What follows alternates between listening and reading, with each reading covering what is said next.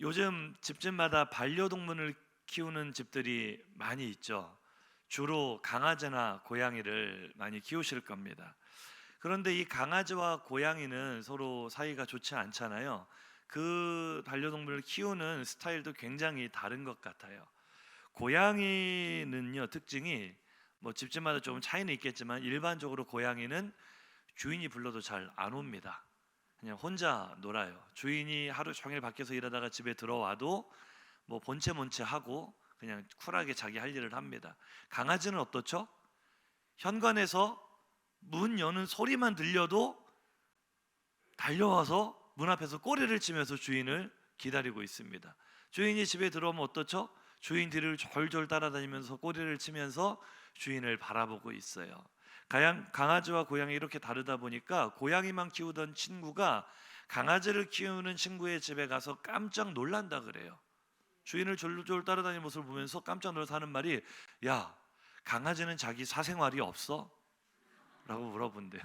고양이는 자기 사생활을 다 마음껏 즐기고 자기가 밥 먹을 때나 필요할 때만 주인에게 오는데, 강아지는 그렇게 하지 않는다는 거죠.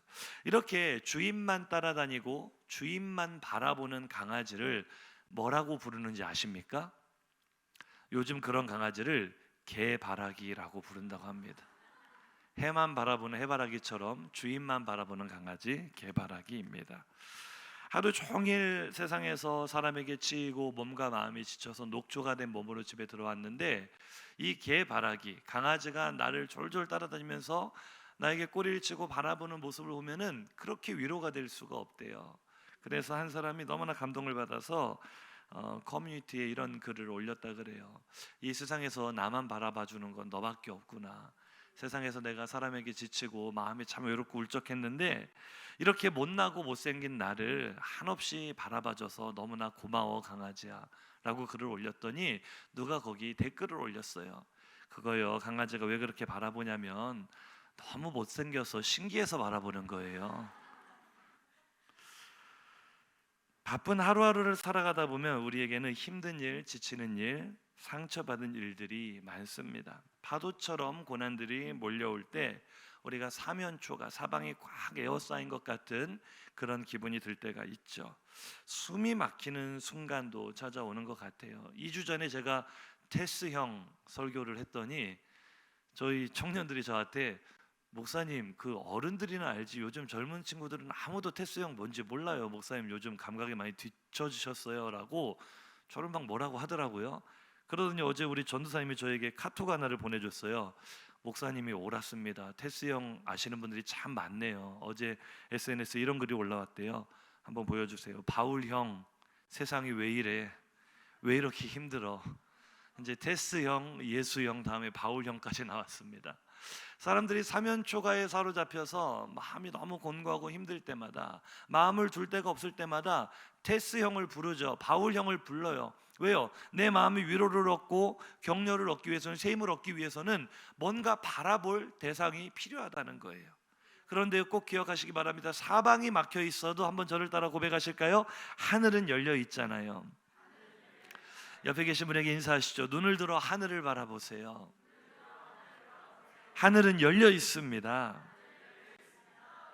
시편 기자도 그랬어요. 산맥으로 꽉 에워싸인 것 같은 숨 막히는 상황 속에서 눈을 들어도 아무것도 보이지 않고 산들이 겹겹이 나를 둘러싸고 있는 위기의 순간 가운데 시인은 이렇게 노래합니다. 시편 121편 1절에서 2절입니다. 다 같이 읽습니다. 내가 산을 향하여 눈을 들리라. 나의 도움이 어디서 올까? 나의 도움은 천지를 지으신 여호와에게서로다. 아멘. 이 시인이 하는 말이 무엇입니까? 테스형을 부르는 것과 똑같은 상황이에요. 나에게는 너무나 많은 문제가 있어요. 겹겹이 산이 나를 에워싸고 있어요. 그런데 내가 산을 향하여, 내 문제를 향하여 눈을 들겠습니다. 나의 눈이 내 눈앞에 둘러싸인 문제를 바라보는 것이 아니라 문제 너머에 계신 하나님을 바라보겠습니다. 문제보다 더 크신 하나님을 바라보겠습니다.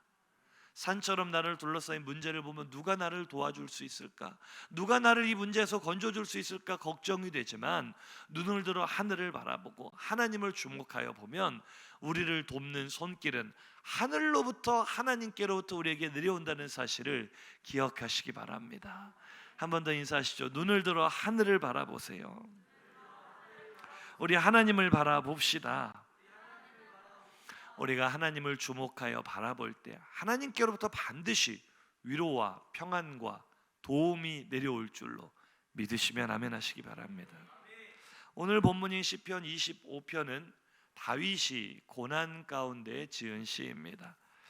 다윗이 정확하게 역사적으로 어떤 상황 속에서 이 시를 지었는지는 우리가 알 수가 없습니다. 하지만 우리는 다윗의 인생이 고난의 연속이었다는 것을 잘 알고 있죠. 다윗의 지금 상황이 어떻습니까? 시편 25편 오늘 본문 16절 이하 말씀을 한번 읽겠습니다. 주여 나는 외롭고 괴로우니 내게 돌이키사 나에게 은혜를 베푸소서. 내 마음에 근심이 많사오니 나를 고난에서 끌어내소서. 나의 곤고와 환난을 보시고 내 죄를 사하소서. 내 원수를 보소서. 그들의 수가 많고 나를 심히 미워하나이다. 아멘. 앞에 말씀 잠깐만 띄워주시고요. 다윗은요 늘 마음이 외롭고 괴로웠습니다. 그도 그럴 것이 아버지에게조차 인정받지 못하는 아들이었잖아요. 사무엘 선지자가 이새의 집에 그 왕을 삼으려고 기름 부으러 온다는 소식을 듣고도 아버지는 다윗을 부르지 않았어요. 밖에서 양을 치라고 내버려 두고 부르지 않을 정도로 그 마음속에 늘 외로움과 또 형들로부터 얼마나 구박당하고 늘 천덕꾸러기 같이 그런 괴로움이 있었습니까? 그 마음속에 근심이 참 많았습니다. 이제 골리앗을 쓰러뜨리고 다윗의 인생에 볕들 날이 오나 싶었는데 이제는 사울 왕이 다윗을 시기하고 질투해서 죽이겠다고 군사를 이끌고 쫓아다닙니다. 그가 오늘 죽을지 내일 죽을지 모르는 파리 목숨 같은 자기 인생을 바라보며 얼마나 근심했겠어요. 곤고하고 환난이 많았습니다. 왕이 된 뒤에도 그의 주변에는 수많은 적들이 다윗을 그렇게 미워해서 어떻게 해서든 다윗을 죽이고 그 유다 나라를 차지하고자 수많은 대적들에게 둘러싸여 있었습니다. 다윗의 인생은 고난의 연속이었죠. 오늘 이 말씀을 읽으시면서 지금 내 심정도 다윗과 똑같다 싶으신 분들이 있을 수가 있어요. 문제가 끊이지 않죠. 파도처럼 계속 몰려옵니다. 한 가지 문제를 해결했는가 싶었더니 또 다른 문제가 터지고 얼마나 많은 문제들이 있습니까? 물질적으로 고통받고 건강 때문에 고통받고 관계 때문에 고통받고 자녀 때문에 고통받는 분들 계시지 않습니까? 우리에게 수없이 다가오는 이 문제들 때문에 우리는 참 근심 많고 곤고와 환난이 가득한 삶, 울면서 살 수밖에 없는 그런 인생을 지나고 있는지도 모릅니다. 그런데 다윗은 우리가 다 알고 있는 이런 힘든 상황, 어떻게 보면 숨조차 쉴 수 없는 이런 꽉 막힌 상황 속에서 오늘 무엇이라고 고백합니까? 본문 1절을 크게 선포하며 읽겠습니다. 여호와여 나의 영혼이 주를 우러러 보나이다. 아멘. 한 번 더 선포해 볼까요? 여호와여 나의 영혼이 주를 우러러 보나이다. 아멘. 이것이 오늘 우리의 고백이 되기를 간절히 소망합니다. 우리가 다 압니다. 다윗의 인생에는 고난이 끊이지 않았어요. 어려움이 끝난 적이 없어요. 날마다 고난 가운데 염려와 근심 가운데 살았지만 다윗은 하나님 내가 내 고난 때문에 못 살겠습니다. 내 문제 때문에 내가 더 이상 일어설 힘이 없습니다. 이렇게 고백하지 않고요. 여호와여 내가 눈을 들어 하나님을 우러러 보겠습니다. 내 문제를 바라보는 것이 아니라 문제의 너머에 계신 문제보다 더 크신 하나님을 바라보겠습니다. 이 믿음의 고백이 오늘 우리의 고백이 되기를 다시 한번 주님의 이름으로 축복합니다. 왜 다윗이 힘든 상황 속에서 이런 고백을 할까요? 의지할 곳이 없죠. 믿을 사람이 없어요. 그런 인생 가운데 내가 바라볼 수 있는 분은 오직 하나님 한 분밖에 없구나. 이 사실을 깨달은 거죠. 그리고 하나님을 바라보았더니 놀라운 일들이 벌어지는 거예요. 내 힘으로 도저히 해결되지 않을 것 같던 문제들이 하나씩 해결이 되고 무엇보다 내 마음에 평안이 찾아오고 하나님의 은혜가 가득 들어와서 상상할 수 없는 일들이 벌어지는 것을 보면서 다윗이 깨달은 거죠. 수많은 고난이 가득한 인생의 해답은 오직 하나님을 바라보는 것이구나. 오늘 우리도 다윗이 찾았던 그 해답을 함께 찾을 수 있기를 간절히 소망합니다. 바라봄의 법칙이라는 책이 있습니다. 주대준 박사님이 쓴 자신의 인생의 자서전 회고록 같은 신앙 간증서인데요. 이 주대준 박사는 청와대 대통령 경호실 차장을 역임을 했습니다. 그리고 카이스트 부총장을 역임을 했고 설린대학교 총장을 역임한 우리나라 IT 계열의 살아있는 신화 같은 인물입니다. 그런데 이분은 경남 산청궁에서 태어나셨는데요. 초등학교 때 아버지의 사업이 기울었어요. 그리고 아버지가 일찍 돌아가셨습니다. 그래서 하루아침에 가난하게 되어서 초등학교 시절부터 고학을 해야 됐어요. 얼마나 그 인생이 힘겨웠겠습니까? 그런데 언제나 이 주대준 박사는 긍정적인 마인드를 가지고 있었다 그래요. 단 한 번도 부정적인 말이나 주저앉아 본 적이 없고 긍정적인 마음으로 늘 꿈을 향해 전진했는데요. 그에게 정말 큰 꿈이 생긴 시절이 육군 전산 장교로 복무하던 시절에 우연히 청와대를 가게 될 일이 생겼어요.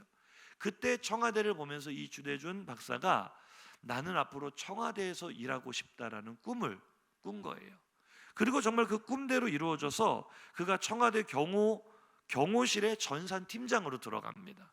그래서 청와대의 경호 시스템을 세계 최고 수준의 IT 시스템으로 변환시키는 일에 큰 공을 세우죠. 이분이 대통령을 5명을 섬겼습니다. 청와대에서 20년을 근무를 하다가 정년 퇴임을 하고 그 후에 이제 카이스트 교수, 부총장, 또 선린대학교 총장 이렇게 역임을 했는데요. 자신의 책에 이런 글을 쓴 거예요. 내가 이렇게 가난하고 힘들었던 환경을 뚫고 탱크처럼 전진할 수 있었던 비결이 어디 있느냐? 그것은 바로 바라봄의 법칙이었다. 무엇을 바라보았느냐?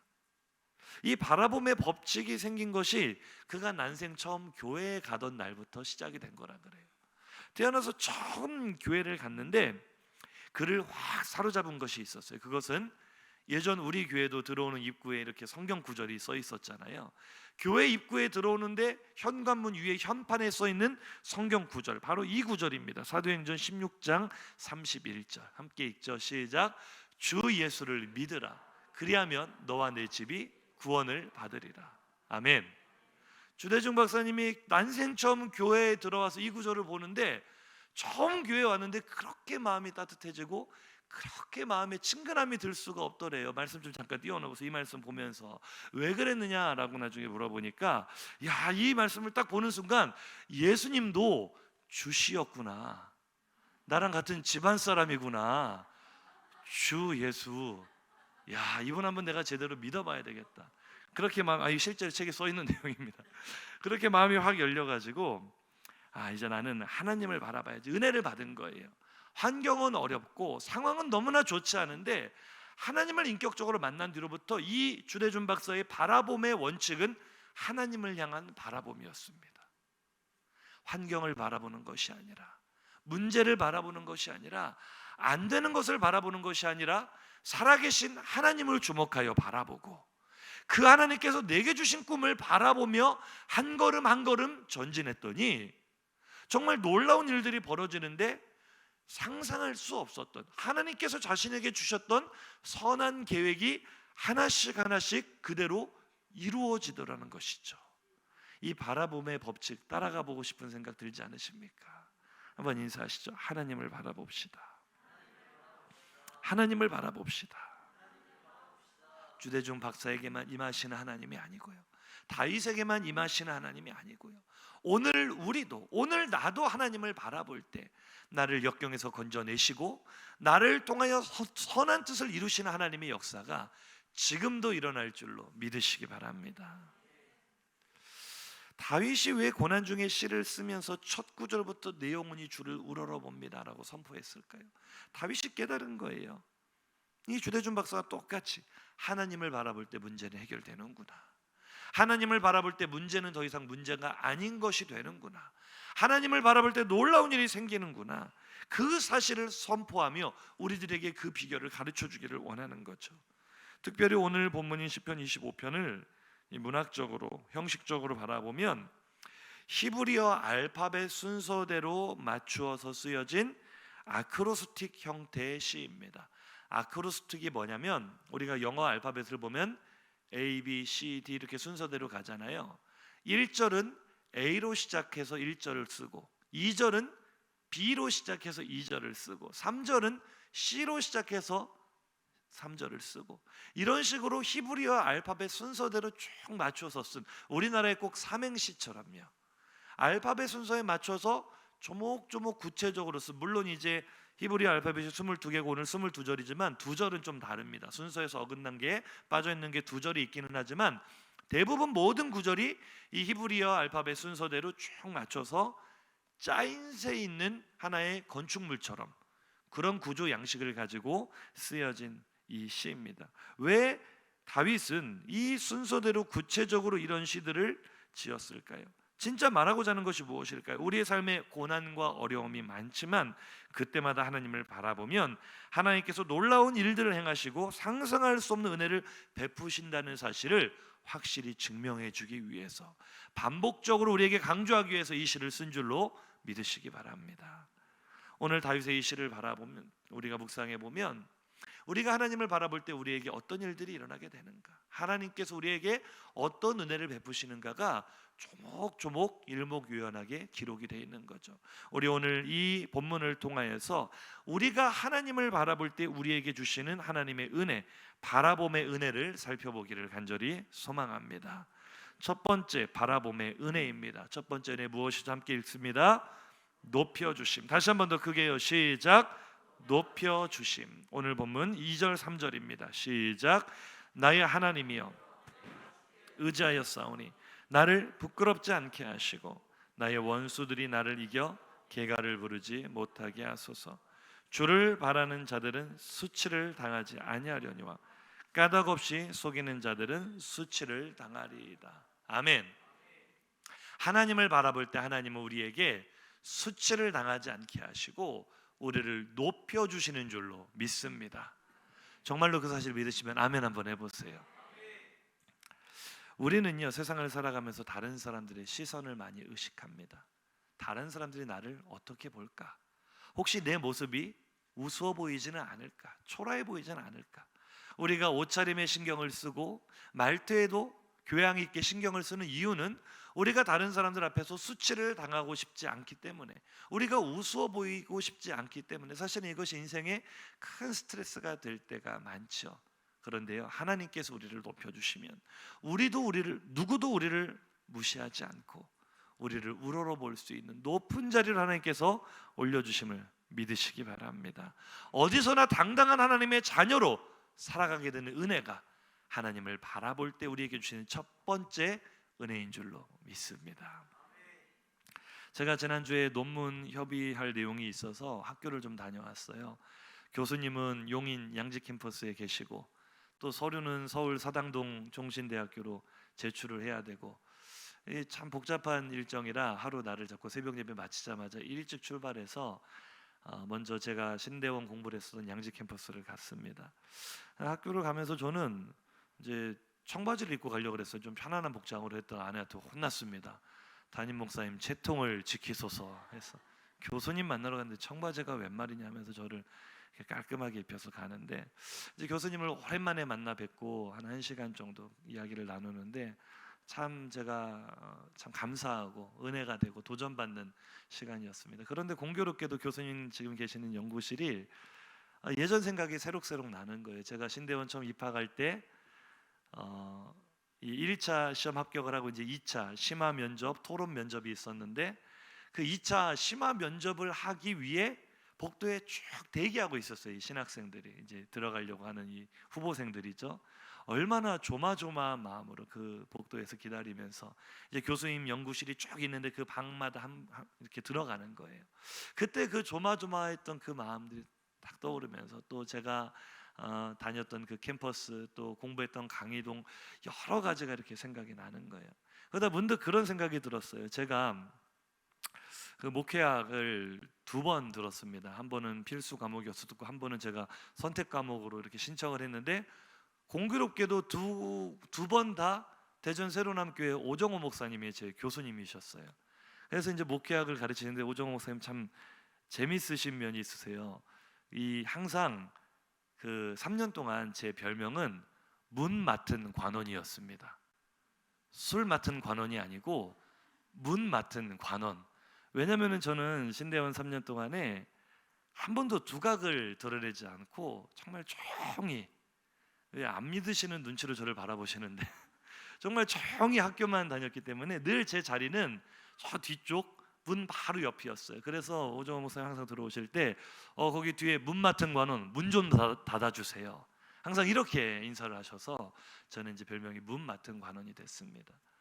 저는 그러니까 사실 존재감이 없었고 제 신대원 시절을 이렇게 되돌아 생각해 보면은 참 초라했던 것 같아요. 사람들과 많이 어울리지도 못하고 무슨 활동을 많이 한 것도 아니고 그렇다고 뭐 사역을 화려하게 했던 것도 아니고 참 어떻게 보면 보잘것없고 남들보다 앞서갈 만한 것이 하나도 없는 부족한 두성이었는데 지금 그 신대원에 가서 제가 입학하고 한 10년 만에 간 것 같은데 이제 저는 졸업하고 누구보다도 빨리 담임 목회를 시작해서 꼭 금이 환영한 것 같은 그런 기분이더라고요. 교수님도 반갑게 맞아주시면서 어떻게 그렇게 빨리 담임 목회를 시작했냐고 자꾸 물어보시고 대화도 하고 너무나 그것들이 감사했습니다. 그러면서 깨달은 거예요. 하나님은 우리가 바라보려고 흉내만 내도 노력만 해도 우리를 이렇게 높여주시는구나. 내가 어떤 능력이 충만하지 않아도 내가 남들보다 잘난 것이 없어도 하나님이 높여주시면 어디 가서도 수치를 당하지 않고 하나님의 은혜 가운데 살아가게 되는구나. 사랑하는 성도님들, 우리 성도님들에게도 그런 은혜가 가득하시기를 주님의 이름으로 축복합니다. 하나님께서 우리 성도님들을 높여주실 줄로 믿습니다. 언제요? 우리가 하나님을 바라볼 때. 바라봐야 될까요? 안 바라봐야 될까요? 서로 인사하시겠습니다. 우리 하나님을 바라봅시다. 하나님을 바라볼 때 우리에게 부어주시는 두 번째 바라봄의 은혜입니다. 두 번째 은혜는 무엇입니까? 시작. 인도하심. 오늘 본문 4절과 5절입니다. 시작. 여호와여 주의 도를 내게 보이시고 주의 길을 내게 가르치소서. 주의 진리로 나를 지도하시고 교훈하소서. 주는 내 구원의 하나님이시니 내가 종일 주를 기다리나이다. 아멘. 하나님을 바라볼 때 하나님께서 우리에게 길을 보여주신다는 거예요. 옳은 길, 의의 길을 보여주시고 우리를 바른 길로 걸어갈 수 있도록 인도해 주시는 줄로 믿으시기 바랍니다. 얼마나 마음이 불안할 때가 많습니까? 내가 갖는 이 길이 바른 길인지 옳은 길인지 하나님이 기뻐하시는 길인지 이게 정말 내가 살 길인지 죽을 길인지 우리는 한치 앞을 보지 못하는 인생이기 때문에 너무나 두려울 때가 많아요. 어린아이가 길을 잃어버리면 두려워할 필요가 없는 것은 내 손을 붙잡고 있는 부모님의 얼굴을 바라보기만 하면 부모님이 내 손을 잡아서 옳은 길로 바른 길로 나를 인도해 줄 것을 믿기 때문에 부모의 손을 잡고 있는 어린아이는 두려워하지 않습니다. 우리가 하나님을 바라본다는 것은 그런 거예요. 하나님을 바라보지 않는 사람들은 자꾸만 계산을 합니다. 손익을 따집니다. 내가 이렇게 하면 나에게 더 큰 유익이 올까? 내가 이쪽 길로 가면 나에게 더 큰 성공이 찾아올까? 자꾸만 내 생각과 내 기준으로 손익을 따지고 계산하기 때문에 그 과정 가운데 본의 아니게 다른 사람에게 상처를 주기도 하고 손해를 끼치기도 하고 결국에 그 길에서 원하는 것을 얻지도 못하고 망하는 경우도 많습니다. 왜요? 나는 앞을 볼 수 없기 때문에. 그것이 모든 인생의 불안함 아닐까요?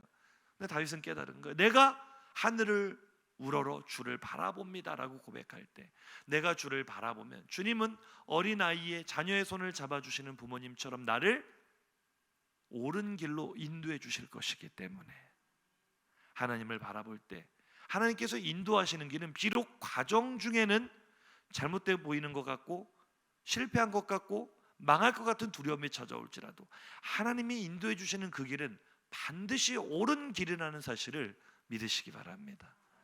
아브라함이 갈대아 우르에서 부름을 받아서 하나님께서 지시하실 땅 어딘지 목적지도 몰라요. 내비게이션도 없어요. 그저 가라고 해서 떠나갔을 때 그를 기다리고 있던 것은 기근이고 굶주림과 배고픔이었어요. 얼마나 그가 두렵고 고민이 되고 후회를 했겠습니까? 내가 바른 길을 가려고 하나님의 인도하심, 하나님 바라보고 하나님 음성 듣고 여기까지 왔는데 내가 잘못되는 것 아닌가? 한번 인사하시죠. 결코 잘못되지 않습니다. 내가 하나님을 바라보며 하나님이 인도하시는 길로 걸어가면 비록 과정 중에는 조금 고생을 할 수 있어요. 고난이 찾아올 수 있어요. 하지만 그 길이 가장 옳은 길인 줄로 믿으시기 바랍니다. 제가 지난주에 제 동생이 이렇게 전임 사역지 이제 옮기려고 원서를 냈는데 그 아무 인맥도 없이 큰 교회 청빙이 됐다고 소개를 했었죠. 그 교회가 바로 조금 전에 소개했던 오정호 목사님, 대전 새로남교회입니다. 오정호 목사님은 서울 사랑의 교회 오정현 목사님의 동생이시고 너무나 유명하고 큰 교회죠.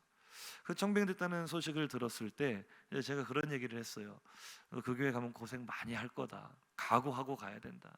정말 열심히 고생하면서 배울 각오하고 가야 된다.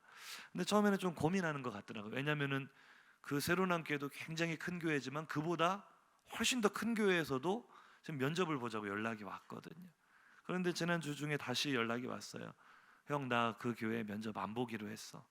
그냥 나를 먼저 불러주셨으니까 여기가 하나님의 부르심인 줄 알고 그냥 순종하고 가려고. 그 말을 듣는 순간 제가 역시 우리 식구들은 항상 그렇구나라는 생각을 했습니다. 계산을 할 줄 몰라요. 하나님께서 먼저 불러주시면, 아버지도 그러셨거든요. 제일 먼저 불러주시는 곳이 하나님의 부르심인 줄 알고 가겠습니다. 거기서 지금까지 순종하고 목회하고 계시죠. 자녀들이 다 똑같이 닮은 것 같아요. 그런데 제가 그 모습을 보면서 하나님께서 복 주시겠다라는 생각이 들었어요. 계산하지 않고 뭐 이렇게 저렇게 따져보면은 더 큰 교회 가고 싶을 수도 있겠죠. 더 큰 교회는 서울에 있습니다. 지금 서울에 살고 있는데 굳이 대전으로 내려와서 이렇게 삶을 크게 변화시키지 않고 더 좋을 수도 있겠죠. 하지만 계산하지 않는 거예요. 하나님께서 나를 부르셨으니까, 하나님께서 나를 인도하셨으니까 이곳이 하나님의 부르심인 줄 알고 하나님 얼굴 바라보고 가면 고생은 할 수 있어요. 어려울 수는 있어요. 하지만 그 길 끝에는 반드시 하나님께서 예비하신 놀라운 은혜와 복이 있는 줄로 믿으시기 바랍니다. 제가 우리 성도님들을 위해서 기도할 때 참 안타까운 가정들도 있어요. 제가 볼 때는 참 옳거든요. 하나님께서 기뻐하실 만한 선택을 하셨거든요. 그런데 지금 고생하고 있는 가정들이 있어요. 그걸 볼 때마다 마음이 참 안타까울 때가 많습니다. 하나님, 이 가정에 복을 주셔야 되는데, 이 가정의 문제를 해결해 주셔야 되는데 그렇게 기도를 합니다. 그런데 우리 성도님께 제가 오늘 나누고 싶은 이야기는 하나님의 얼굴을 바라보고 하나님의 인도하심을 받아 가는 그 길은 지금은 모릅니다. 지금은 모릅니다. 하지만 한번 인사하시면서 격려했으면 좋겠습니다. 끝까지 가보면 압니다. 하나님께서 절대로 우리를 실망시키지 않으시고 가장 놀라운 복으로 채워주실 줄로 믿으시기 바랍니다. 우리 성도님들 지금 믿음의 길 걷고 계시잖아요. 세상에서 손해 이익 따져가면서 다른 사람 상처 주면서 사는 것이 아니라 내가 손해를 보더라도 하나님 말씀 따라가려고 발버둥 치고 있잖아요. 그게 하나님 바라보는 거예요. 지금은 좀 고생하지만 우리가 견디면 하나님께서 열매도 주실 줄로 믿습니다. 이 바라봄의 복, 인도함의 복, 하나님이 자기 얼굴 바라보고 따라오는 백성 자기 이름 위해서라도 인도하시지 않겠어요? 그게 시편 23편 3절의 고백 아닙니까? 함께 읽습니다. 내 영혼을 소생시키시고 자기 이름을 위하여 의의 길로 인도하시는도다. 아멘. 우리가 세상 바라보지 않고 문제 바라보지 않고 하나님 바라보고 걸어가면 하나님 이름의 그 영광을 위해서라도 반드시 우리를 의의 길로 인도하십니다. 그 하나님을 끝까지 신뢰하고 바라보시기를 주님의 이름으로 축복합니다. 바라봄의 은혜 세 번째입니다. 어떤 은혜를 주십니까? 크게 한번 읽어보겠습니다. 시작. 용서하심. 다시 한번요. 용서하심. 오늘 보면 7절입니다. 시작. 여호와여, 내 젊은 시절의 죄와 허물을 기억하지 마시고 주의 인자하심을 따라 주께서 나를 기억하시되 주의 선하심으로 하옵소서. 11절도 읽어봅니다. 여호와여, 나의 죄악이 크오니 주의 이름으로 말미암아 사소서. 아멘. 오늘 제가 두 절만 읽었지만 6절부터 11절까지가 용서하심의 은혜에 대한 이야기를 하고 있어요. 하나님께서 온유하심으로 죄인들을 교훈하시겠다, 이런 표현이 나오거든요. 그런데 이때 꼭 나오는 단어가 있습니다. 하나님의 인자하심과 긍휼하심. 하나님의 인자하심과 긍휼하심 때문에 오늘 우리가 부끄러운 죄인이지만 당당하게 또 어떨 때는 뻔뻔하게 하나님 앞에 예배자로 살아갈 수 있는 줄로 믿으시기 바랍니다. 하나님은요, 우리가 하나님의 얼굴을 바라볼 때 하나님의 얼굴빛을 우리에게 비춰주시면서 제일 먼저 내가 누구인지를 깨닫게 하십니다.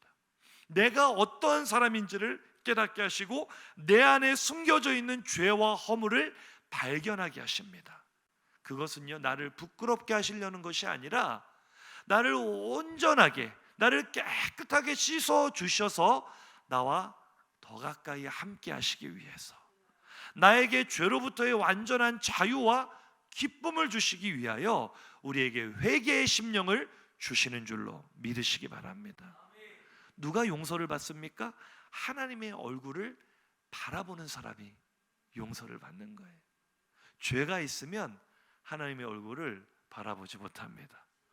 제가 청년들을 이제 불러 모아서 이렇게 교육을 할 때 뭔가 마음속에 거리끼는 게 있는 청년들은 고개가 자꾸 땅으로 떨어져요. 고개 들어 목사님 바라봐 해도요, 바라볼 수 있을까요, 없을까요? 없어요. 한번 인사하시죠. 그래도 바라봐야 합니다. 하나님의 얼굴은요, 우리를 죄로 말미암아 죽이려는, 심판하려는 얼굴이 아니라 나를 용서하기 위한 긍휼과 인애하심의, 그 인자하심의 얼굴, 헤세드의 얼굴, 사랑하시고 용서하시는 얼굴인 줄로 믿으시기 바랍니다. 용서하시려고 나를 바라보라 하시는 거예요. 용서해 주시려고 하나님을 바라보라 하시는 거예요. 하나님께로부터 죄의 용서를 받은 심령은요, 어디에 가서도 당당함을 잃지 않고 하나님의 자녀답게, 빛의 자녀답게 살아갈 수 있는 줄로 믿으시기 바랍니다. 그렇게 살고 싶은 분들만 아멘 한번 해보세요. 제가 처음에 화평교회 부임하고 얼마 안 됐을 때 박진우 집사님, 우리 김현옥 집사님이 그러시는 거예요. 직장 그 동료 중에 저와 제 아내의 과거를 잘 아는 사람이 있다는 거예요. 제가 그 말을 딱 듣고 나서 놀랄게요, 안 놀랄게요? 왜 놀랍니까? 회개한 심령인. 하지만 조금 놀랐습니다. 내 과거를 알고 있다고. 제 아내의 과거에 대해서는 제가 별로 이렇게 두렵지 않았는데 과연 어떤 과거를 알고 있다는 걸까? 나의 대학 시절을 알고 있다는 걸까? 제가 참 부끄러움이 많았죠. 죄인이었죠. 내 젊은 날의 죄와 허물을 주여 용서하여 주옵소서. 만약에 하나님의 얼굴을 구하며 그 용서받은 심령이 없다면, 제가 지금 목사로 이 거룩한 단에 서서 우리 성도님께 하나님의 말씀을 전하고 있는데, 사실 뭐 지금이라고 해서 모든 것이 떳떳하고 완벽하기 때문에 서는 것은 아니지만, 지난날의 모든 허물들을 하나님 앞에 청산하지 못하고 정리하지 못했다면 어떻게 이 사역을 감당할 수 있을까? 꼭 목사가 아니더라도 우리가 성도로서 그리스도인으로서 살아가면서, 우리가 사명을 감당하면서 다른 영혼에게 영향을 끼치면서 살아가는데 내 안에 여전히 용서받지 못한 죄의 눌림이 있다면 우리가 어떻게 빛과 소금의 사명을 감당할 수 있겠습니까? 행복을 누리고 싶어도 누릴 수가 없는 거죠. 우리 교회 평생 피워 첫 번째가 무엇입니까? 다 같이 한번 외쳐보시죠. 시작. 행복을 누리고. 행복을 누리는 것은요, 죄 용서로부터 시작되는 줄로 믿으시기 바랍니다. 부끄러운 과거가 있지만, 부끄러운 죄를 많이 지었지만 하나님 앞에 회개하고 용서받은 심령은 자유를 누릴 수 있습니다. 행복을 누릴 수 있습니다. 이것이 하나님을 바라볼 때 우리에게 주시는 바라봄의 은혜 세 번째입니다.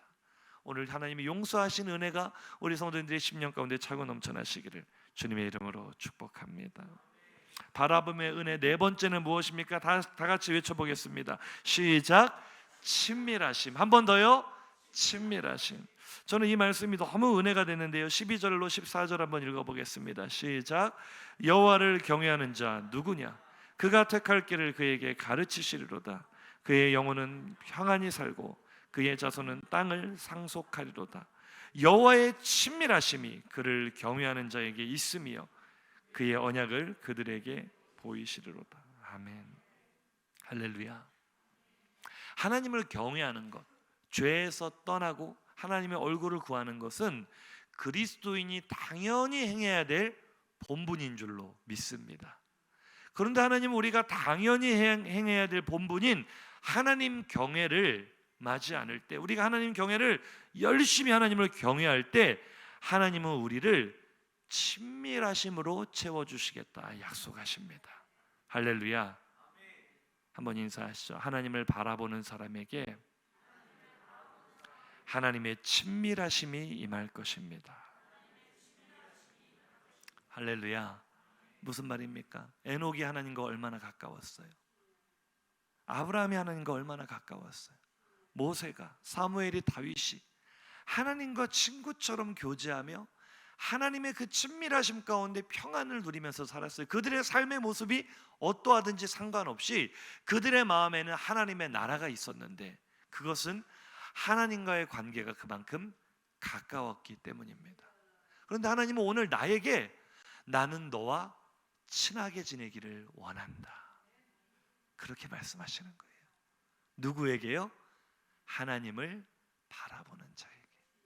친한 친구끼리 대화하는데 얼굴을 바라보지 않고 땅만 쳐다보고 다른 곳을 바라보면서 대화하는 친구가 있다면 정말로 친밀한 관계일까요? 별로 안 친한 관계일까요? 안 친한 관계. 한 달에 한 번쯤 만나거나 1년에 한두 번쯤 만나는 친구, 친한 친구일까요? 서먹한 친구일까요? 한번 인사해 보시죠. 지금 하나님과 친하십니까? 서먹하십니까? 우리가요, 일주일에 한 번 하나님을 만나는 것도 굉장히 중요한 일이지만 이왕이면 일주일에 한 번 하나님을 만나는 친구보다 매일 하나님의 얼굴을 뵙고 매일 하나님과 만나는 친한 친구 되시기를 주님의 이름으로 축복합니다. 새벽 기도회는요, 혹은 저녁에 개인적으로 기도하는 모임은요, 어떤 특별한 사람만 하는 것이 아닙니다. 하나님과 더 친밀하기를 간절히 소망하는 분들 계시면 한번 아멘 한번 해보세요. 하나님과 더 친해지기를 원하시는 분들, 그분들은요, 누가 나오지 말라 해도 주의 전을 늘 사모하는 거예요. 우리가 지난주에 이 다윗의 시를 묵상하다가 다윗의 고백이 무엇입니까?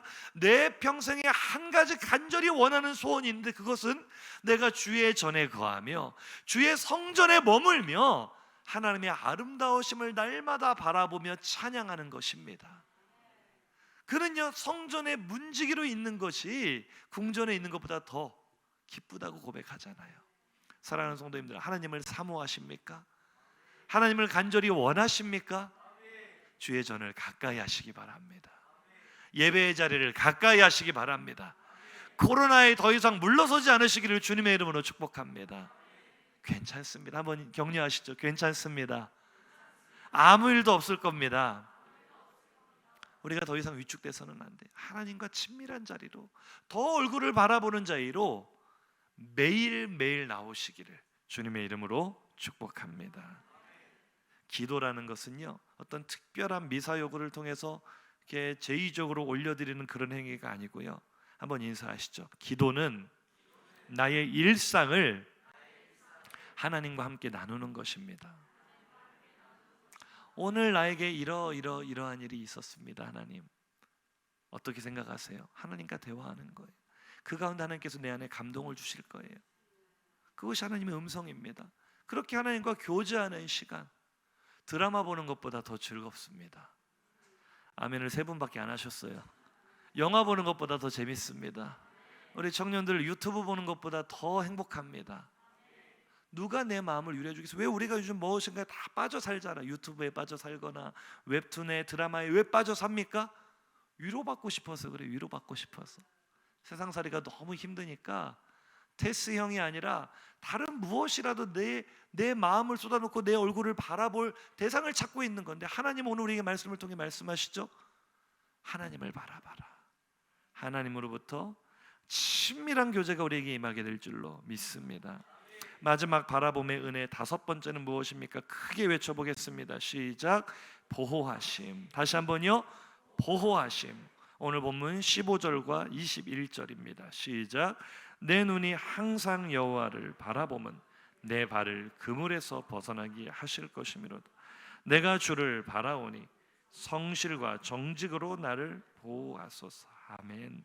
2절을 읽었지만 오늘 본문 15절로 21절까지는 다윗이 아까 우리 서두에 살펴보았던 괴롭고 외로운 인생, 고난과 환난이 끝나지 않는 인생, 염려가 많고 대적들이 둘러싼 자신의 인생 가운데 하나님이 어떻게 임재하셨고 어떻게 자신을 보호하시고 건져내실 것인지에 대한 믿음의 선포가 담겨져 있습니다.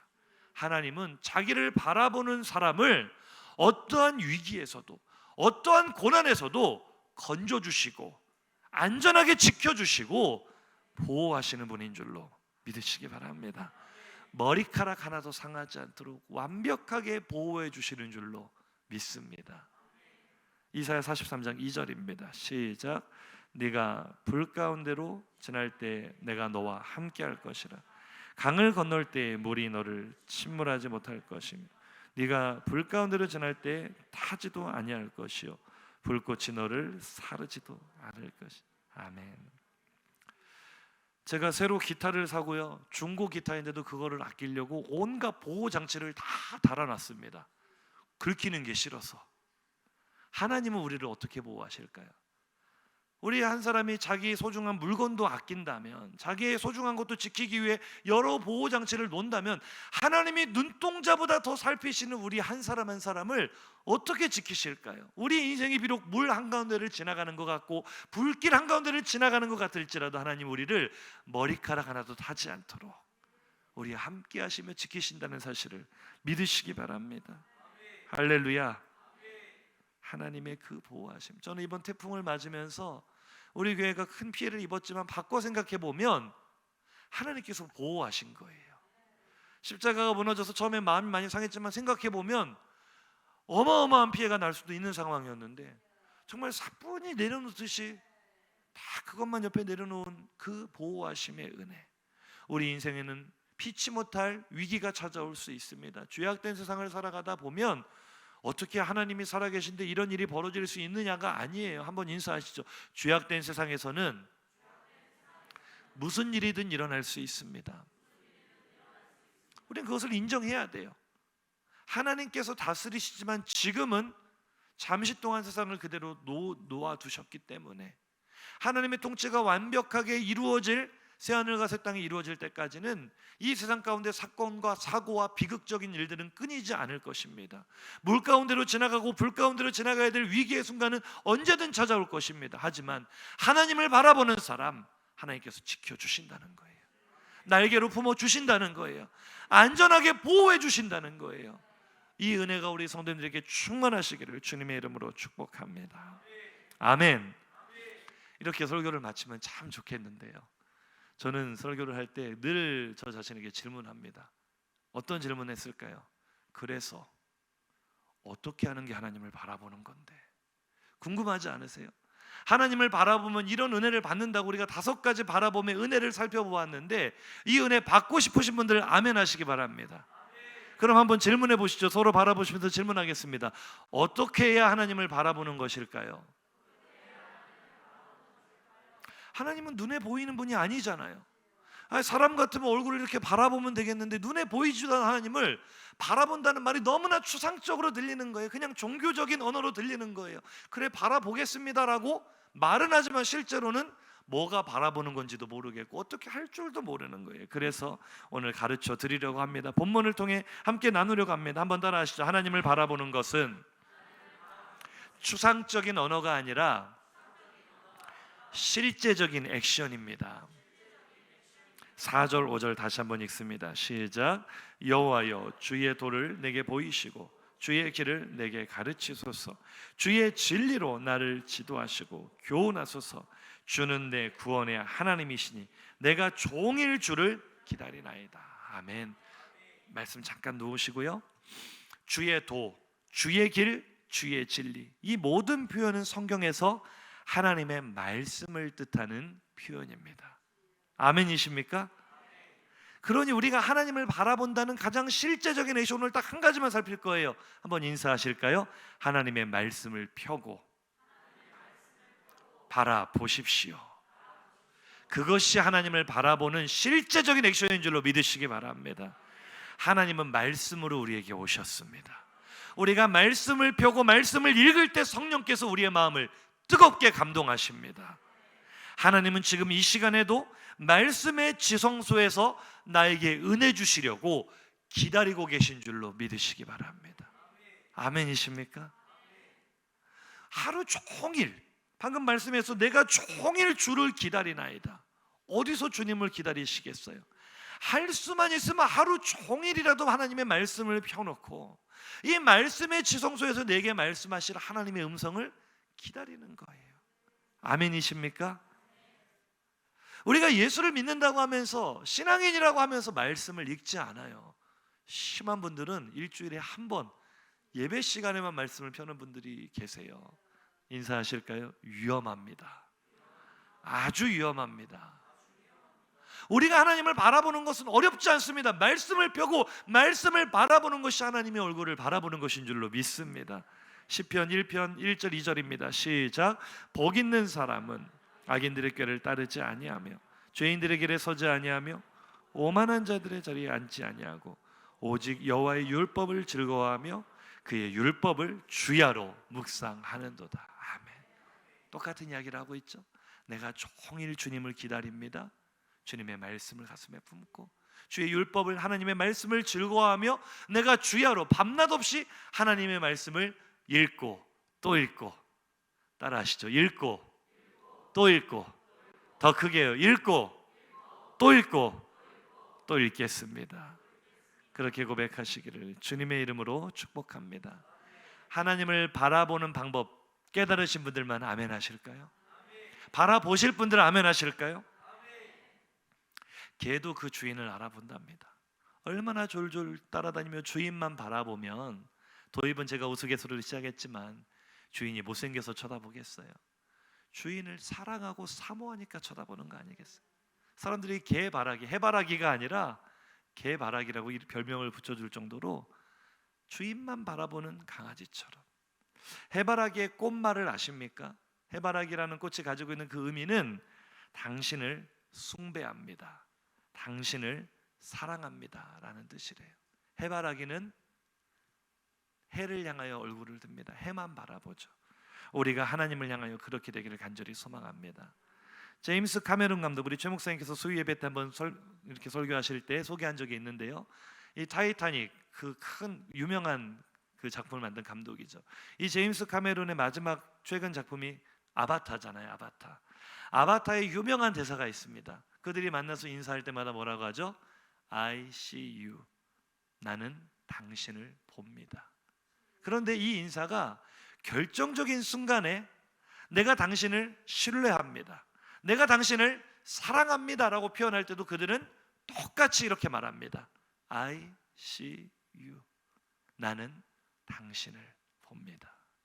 한번 따라서 고백하실까요? 나는 당신을 봅니다. 나는 하나님을 바라봅니다.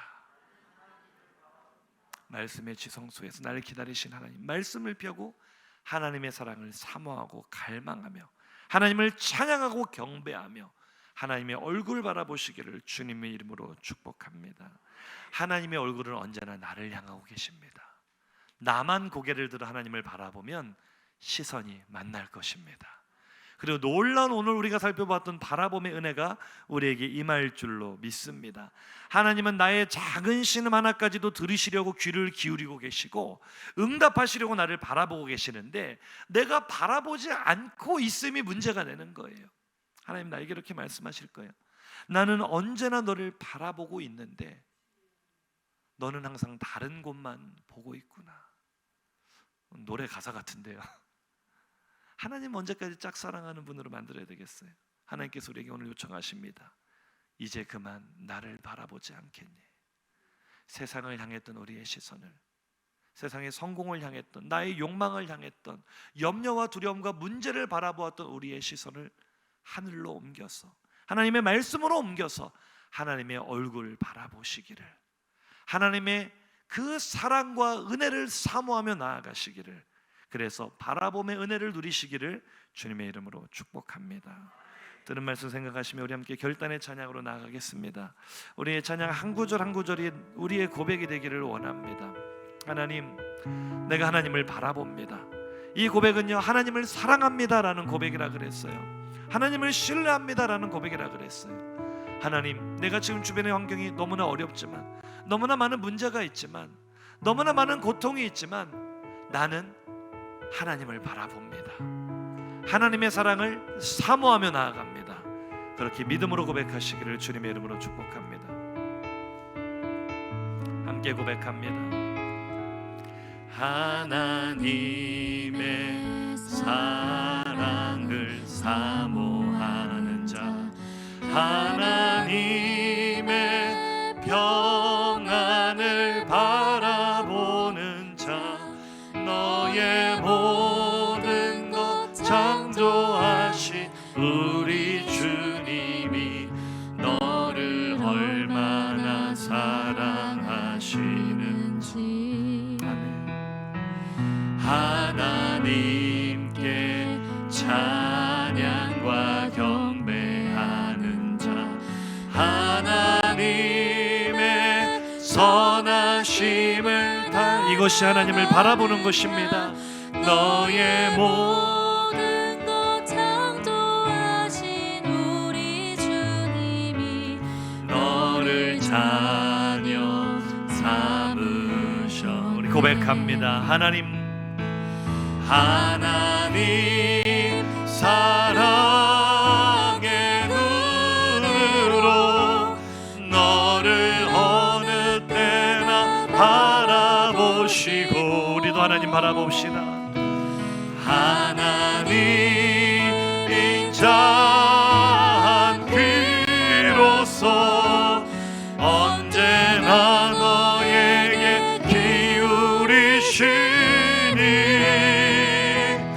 어두움에 밝은 빛을 비춰주시고 너의 작은 신음에도 응답하시니 너는 어느 곳에 있든지 주를 향하고 주만 바라볼지. 우리 처음부터 다시 한번 고백합니다.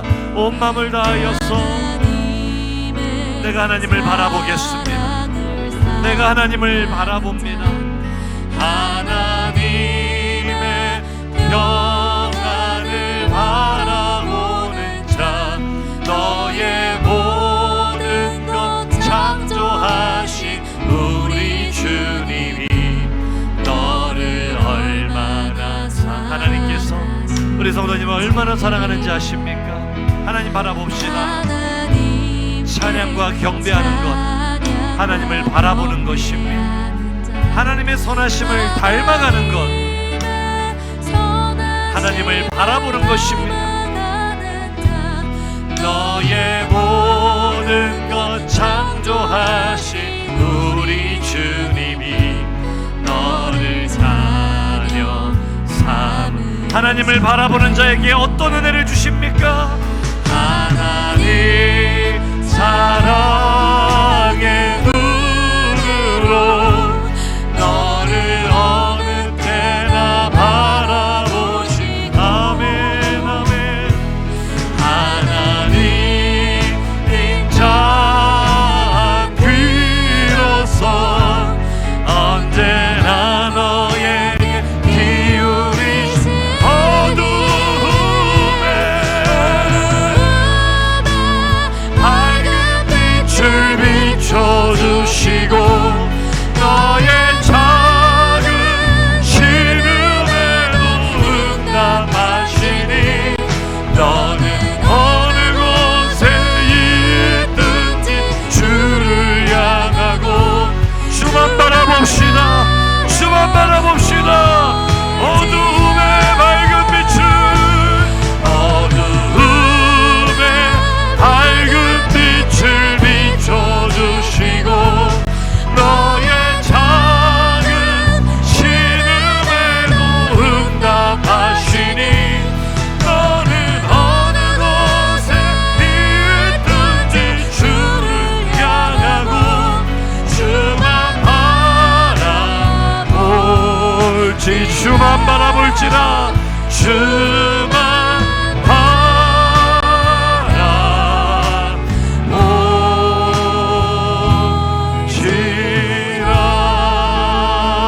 할렐루야. 우리 이 시간 두 주먹을 불끈 쥐고 하나님 앞에 결단하며 기도하기를 원합니다. 하나님, 내 눈앞에 있는 문제가 아니었고 내 눈앞에 있는 고난과 역경이 문제가 아니었고 내가 하나님을 바라보지 않는 것이 문제였습니다.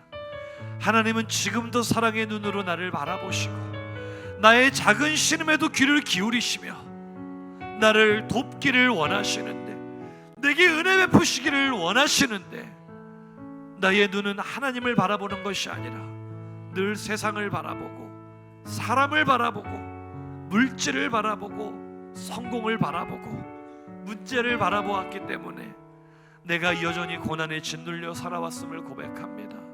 오늘 하나님 말씀으로 약속하신 바라봄의 은혜가 나에게 하나도 남김없이 다 임하기를 원하오니 주여 역사하여 주시옵소서. 이제는 우리의 눈을 들어 문제를 바라보는 것이 아니라 환경을 바라보는 것이 아니라 여건을 바라보는 것이 아니라 살아계신 하나님을 바라보게 하여 주시옵소서. 추상적으로 공허한 외침만 하는 것이 아니라 우리가 말씀을 펴고 말씀의 지성소에 기다리시는 하나님을 바라보기를 원합니다. 내가 말씀을 읽겠습니다. 내가 말씀을 종일토록 묵상하겠습니다. 우리 결단하는 심령으로 주여 한번 부르짖고 기도합니다. 주여,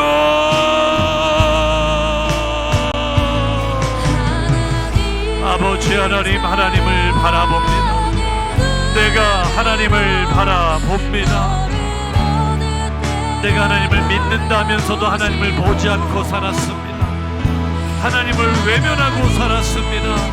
나의 시선이 하나님이 아닌 다른 곳을 향하고 있었습니다. 말씀을 가까이 하지 않았습니다. 하나님의 선하심에 관심을 두지 않았습니다. 하나님의 선한 뜻을 이루는데 나의 삶의 목적을, 그 방향을 맞추지 않았습니다. 주여, 내 눈이 세상을 바라볼 때, 내 눈이 사람을 바라볼 때, 내 눈이 고난의 환경을 바라볼 때 내가 올바른 길로 갈 수 없었습니다. 오늘 하루에 내게 주신 은혜대로, 내게 깨닫게 하신 대로 내가 기도하오니